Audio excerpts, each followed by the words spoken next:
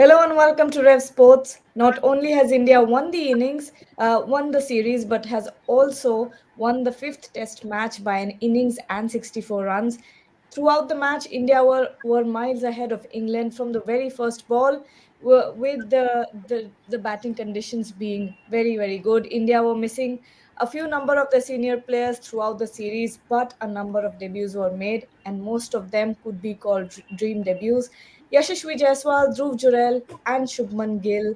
Of course, if we also mentioned Sarfaraz Khan, blasted away fears of India's next generation of batters not quite having the patience to last a test match innings. All these doubts have been cleared, and India's test future looks very bright. But we're here to talk about Bazz ball and whether it is Bazz ball or bad ball. Ishan, I'd like to start with you first. The way that England performed in the first test, you thought maybe Bazball could have an upper hand throughout the series, but then India dominated through and through. What kind of perception is the England cricket team giving right now? So there was a lot of talk about the baseball Gagi, and somehow it happened to work out for the English team in the first test. It's an aggressive approach that they take. Obviously, in my opinion, I feel that when you're playing a game of cricket, especially in India, if you're playing a test match, you can't continuously take the aggressive approach because, first of all, the Indian bowlers are extremely skillful bowlers. We've had the likes of Ashwin, Kuldeep Yadav, Bumrah. So having that sort of mindset where you tell yourself that, hey, let's take on every single bowler all the time, and you just be on the aggressive approach continuously. I feel it's not the best way to go about it. I think that's why they faltered here. I think they've missed out on playing some smart cricket. Joe Root was discussed earlier on this show as well, where he said that he's not playing the kind of cricket that he normally plays in the first few tests. He was playing unconventional shots, trying the scoops, reverse sweeps, and he's gotten out. So obviously, I feel smart cricket has to be played, which the England team did not do. If they managed playing a bit of smart cricket while adopting the baseball approach as well, I think then they could have been in a much better position than they are today. Unfortunately, I think they were just too minds. I think they were just too side tracked into playing into that aggressive approach, which did not work out for them eventually. Devashish, what do you think? Like Ishan said, did England miss out on playing a lot of smart cricket? No, I would say that obviously it England has done well under Brendan McCullum and Plain Stokes. Let us accept it because it is an entertaining brand of cricket. No doubt, the series would not have been lively had England played the manner in which they did. Means all the five Test matches has produced result, and it was because of this approach. Means obviously they could have easily won a couple of Test matches in this series had they grabbed the opportunities, but it is those moments that India won those opportunities, and they ended up winning these test matches. But barring that loss in Ranchi where they lost by a huge margin, I think England stood a chance in winning at least in all the test matches.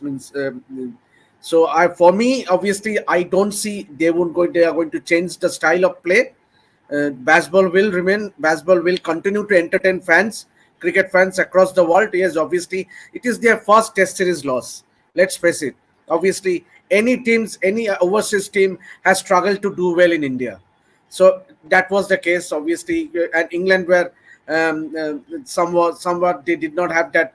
They lacked that depth in the spin bowling, but obviously, both their spinners were the most successful bowlers on this trip, with Tom Hartley taking 22 wickets and Shoaib Bashir also getting 17 odd wickets. But then still, I think they were, when it comes to bowling, I think they lack a little bit of experience as far as their spinners are concerned. But baseball, I think they are going to play the same brand of cricket. I'm pretty sure. Shubhan, at the end of the test match, Ben Stokes said that India just outplayed them and played better cricket. But do you think England could have been much better with the kind of squad they had? See, when we talk about Test cricket, we talk about adapting to different conditions, molding your game according to the situation, according to the opposition, and that is where England, I think, failed completely. They stuck to one template and kept on emphasizing that they had to play in one manner, which completely clearly did not work, barring the first Test, and even in the first Test, as we mentioned in the post-match live, that even in the first Test. India were at a strong position apart from that session which took the game completely from them. And a win percentage of 17.50, England's WTC win percentage. They are lying second last in the table, just ahead of Sri Lanka, who have played just two matches and lost two matches. They have lost. England have lost six matches out of the 21 they have played. Out of the 10 they have played. So clearly, this has to be questioned. If it was India, it was Australia losing like this, there would have been so many questions. But we just clearly don't see them in English media. They are still praising baseball. They are still praising Ben Stokes, which is a bit baffling for me. 4-1 defeat, including two innings defeat. I think it was just a poor, lousy show from the England team. Gagi. And Shami, continuing on that same point, Rohit Sharma was he credited the team for the way that they responded to the situations and playing under pressure as well, considering that there weren't enough senior players in the team. Talk about that. See, Gagi, this young Indian team got galvanized by baseball fueled comment, especially from Ben Duckett. He said Jashishi Jaiswal's game is inspired by baseball. He is a prisoner of his ignorance. Jashishi Jaiswal is a byproduct of Bombay Maidans. He has learned his cricket in Azad Maidan. He has learned his cricket playing the Ranji Trophy. He has learned his cricket playing in the IPL. And I mean, when you are trying to nudge a young team, when you are trying to when you are trying to aim a dig at the young team, that makes that young team galvanized. So I mean, sort of the Indian team took it as an affront. And what is Gagi? What exactly is baseball? Baseball cannot be the slapstick batting that England offered. It was plain and simple slapstick batting. But talking about the Indian youngsters, they rose to the challenge because they are quality. It's not about the names. It's not about the big names. It's about quality. And Indian cricket has quality in plenty, which came to the fore during the series. As far as England is concerned, I mean, we have spoken about slapstick batting. I mean, see, unlike the Indian team, England team couldn't build on their performances. Like Jasasi Jaiswal, he scored 80 in the first test, and then in the next two tests, he scored back-to-back double hundreds. What we have seen in the as far as England team is concerned, Ollie Pope scored a fabulous 196. Couldn't build on that. Ben Duckett scored a fantastic century, a 150 odd. He couldn't build on that. Zach Crawley got part, got starts, got into the 60s and 70s, couldn't convert them into big scores. That was the difference between England players and the Indian players. Indian players, Shubman Gill, initially he struggled, but when he got into the group, he scored two centuries. He scored a match-winning half century in the third test. So, given all this, I mean, see, there is like Ben Stokes said, we got outplayed by a better team. He's absolutely right on the money. As far as baseball is concerned, England will not evaluate. England will not change because they are a one-trick pony. Because they don't have the defense. They are the majority of their batters, except Joe Root and Ben Stokes. They don't have the defensive technique to grit it out. They will have to play this way. So they are basically one-trick pony, and they will continue this way. And they will they'll sugarcoat it by saying they have become the custodian of entertainment of the game. And Bharat, when you look back on this match, what do you think were the key factors that led to England's batting collapse? And how do you think it reflects on their approach and the way that they've been batting throughout this test series? See, first of all, you have to see the England batting lineup. What is Ollie Pope's batting average? 33 or 34. What is Ben Fox's batting average? 29. What is Zach Cravley's batting average? 33. What is Ollie Pope's? Or five of the seven batters are averaging in 30s. So when you look at that England lineup, it's not that they have a great quality in that lineup. Like say 2012-13 when England came out to India, they had Jonathan Trott, Alistair Cook, Kevin Peterson averaging about 50. Pryor and Bell were averaging 42, 43. So that's the difference in terms of quality. So for England, from England's perspective, this is what perhaps this is the right way to go for them. For example, Ben Duckett in 2016, when he came over to India, what was his average? 10. On flat pitches itself, he averaged about 10 or 15 against Ashwin when he tried to do tuk-tuk.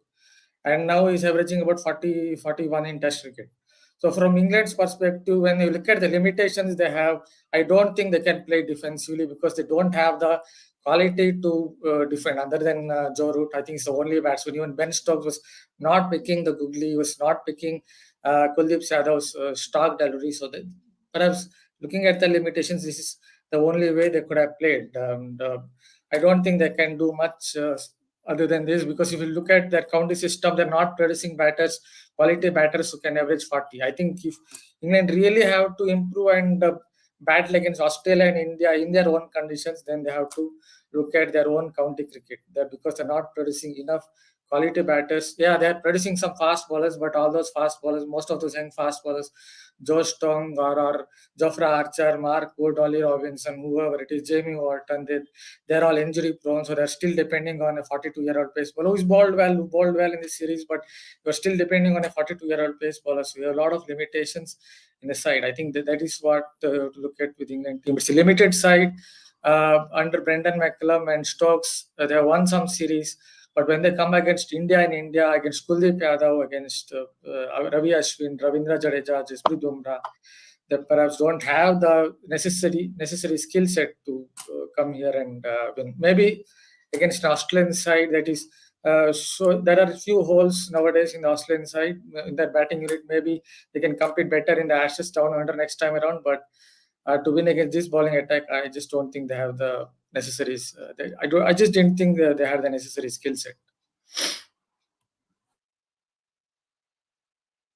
Mute. Ishan, pretty much everyone seems to think that England will continue with their, aggressive baseball approach. But going forward, how do you think should they stick to the baseball approach while also, making some adjustments or let's say improvements in their game? I think Where do they find the balance? I think the balance can be found, Gagi, is in understanding your players better. So like someone like Joe Root cannot benefit from playing a baseball way. If you understand your players who can actually go after the bowlers who can't, I think your life becomes much easier there. And secondly, I feel when they go on to play the baseball approach in the future as well, it's also about targeting your bowlers. Taking on an aggressive approach to any bowler is it's the worst thing that a batsman can possibly do, because you're not playing smart cricket again. So targeting your bowlers, understanding which bowler to take on and when, and then if they apply the baseball approach while keeping these two factors in mind, I think then they'll be much more successful. Because again, if they go out to play mindless cricket, thinking about attacking each and every bowler and asking and expecting every batsman to do that when it's probably not their game, then they're obviously going to falter. So probably again, just understanding your team better, maybe restricting the amount of baseball approach that you want to play up front. Maybe the England team can decide that the top four can go heavy, and then later on we can see how the situation is. If you've lost a few wickets, then the rest of the batters can take it easy. And if they haven't lost a wicket, then they can continue with the baseball approach. But overall, I think understanding your batters better is the key here. And Devashish, like I also mentioned earlier, Rohit Sharma really assessed the performance of the Indian team and said that they really adjusted to the pressure and did very well under pressure. But in contrast to that, how do you think the England team responded to pressure during the series? They haven't responded well to the pressure situations in this series, and that's the reason they have lost this series 4-1. But talking about the youngsters, obviously they have grabbed their opportunities with both hands. Be it a Dhruv Jurel, be it a Yashasvi Jaiswal, be it a Sarfaraz Khan or a Akashdeep. So even a Devdutt Padikkal, means everyone has grabbed the opportunities with both hands, and that is heartening for Indian cricket. But as we discussed in the post-match show, means obviously the real challenge for India, Gargi, will be to do well in Australia later this year. Means we cannot, means yes, obviously we should enjoy the moment, means having won the series, dominating and comprehensively beating England, means 4-1. But then, means see, end of the day, if you go to Australia, yes, you might argue that we have won back-to-back test series, but Australia are a much improved side now, means compared to the series win the last two times. Means obviously, given the form, the means that will be the test, real test to be facing the likes of Cummins, Hazelwood, Stark in their backyard. Yes, but then it will be interesting whether the Indian team management persists with the Devdutt Padikkal or a Sarfaraz Khan or a Dhruv Jurel when some senior players are available for the series against Bangladesh and New Zealand, which are the only two test series in the WTC cycle at home before they travel down under. So that will be interesting whether the youngsters are persisted with. Kargi. And Shubhan, we've talked about baseball and England's approach, but it's also important to talk about the Indian team's resilience and performance that impacted this outcome of the series overall. And what do you think are the lessons that could be drawn from their success? See, but sport is a funny thing. In the first test, we were talking about lack of bench strength, inexperience, no pace bowlers, and suddenly we are talking about great bench strength, how the youngsters have lived up to the occasion, and that is why it is important to stay calm, stay patient, and let the youngsters take their time in the international stage. It is not easy to come and see. For example, Rajat Patidar, he's a fantastic batter. I have no doubt about it. He has failed in this series, but again, he did not get the time that he wanted. I can understand he did not utilize the chances, but he did not get the time to use that. Now that KL Rahul, Virat Kohli, others will come in, I don't think he will get to play yet another test in his career anymore unless there's some injuries. But for example, Sarfaraz Khan, he just flew. He just flew in this series. Devdutt Padikkal, he just flew. Akashdeep, he just flew. So it's funny thing. Someone take their opportunities, but others, despite their excellence in skill set, they could not. And that is where India's bench strength, the quality they have in the domestic setup, the strong, the extremely robust domestic setup has to be rewarded and has to be credited. And the boys, whoever have done well, youngster Shubman Gill, Yashasvi Jaiswal with prior experience, not that much, but still with a bit of experience, they have led from the front. Rohit Sharma has been amazing to have that ease out environment, that okay, chill out boys, you have to play good cricket, but play with a smile. Rahul Dravid with his call up to give Devdutt a chance, to give Akashdeep a chance, it has to be credited and applauded. And that is where the gulf between India and other nations is too big, too huge. The player system, the kind of talent they have in this country it's mind blowing, and I don't think any other cricketing nation in this world have that sort of the bench strength, the system with which they can produce players after players. Dagi.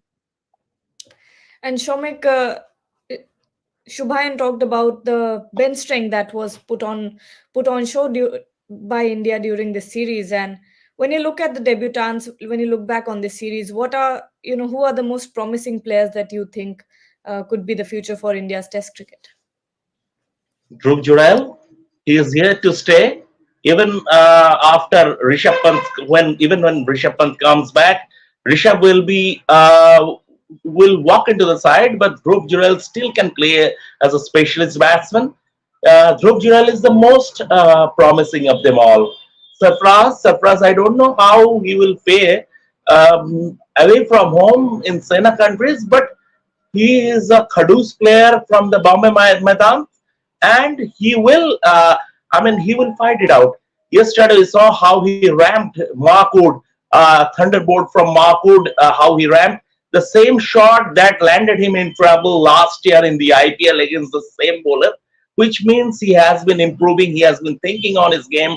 So, Sarfraz, he has sort of taken to test cricket, albeit in home country, in home conditions like a duck to water. He will provide a good backup, but Dhruv Jurel is very promising, both with his glove work and his ability to perform under pressure, to stand tall under pressure. But Gagi, I want to say one thing. absolutely tipping my hat to the youngsters, the way they stood up to be counted. But this series is a personal triumph, as this series is a triumph for Indian youth, but it is a personal triumph for Rohit Sharma.